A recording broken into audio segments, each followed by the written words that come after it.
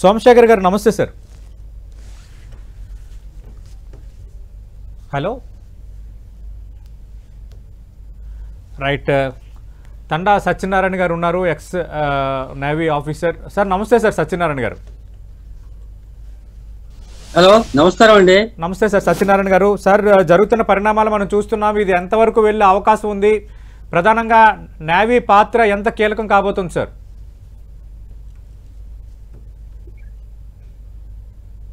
నేను Satyanarayana, retired warrant officer, air force నుంచి retire అయ్యాను sir. Air force sorry sir, air force. మాట్లాడండి sir. వాళ్ళ స్టెప్ మంచిగా ఉందండి, వాళ్ళకి ధీటుగా ఉంది. అంటే ఇప్పుడు కరాచీ కానీ మిగతా వాటిని అటాక్ చేయడంలో ఇప్పుడు ఎయిర్ ఫోర్సే చాలా కీలకంగా వ్యవహరిస్తుంది సార్. వైమానిక దళమే ఇప్పుడు S-400ని ప్రయోగించిన దగ్గర నుంచి అటు క్షిపణుల్ని తిప్పికొట్టడం, అలాగే పాకిస్తాన్లో ఉన్న మనం పెట్టుకున్న టార్గెట్స్ని చాలా విజయవంతంగా రీచ్ అవుతుండడం, అంటే ఎంత ప్రణాళికాబద్ధంగా, ఇంత సమన్వయంగా, ఎంత సమస్య లేకుండా, ఒక్క ఫెయిల్యూర్ కూడా లేకుండా చేయడానికి ప్రధాన కారణం ఏంటి సార్? దీనికంతా ప్రధాన కారణం మోదీ గారండి.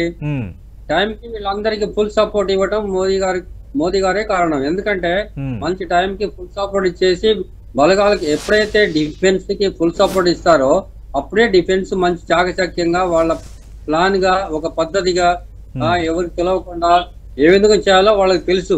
కాబట్టి వాళ్ళు మంచి స్టెప్ తీసుకొని వీళ్ళకి కావాల్సింది ఫుల్ సపోర్ట్ ఉండాలి. ఆ ఫుల్ సపోర్ట్ ఓకే.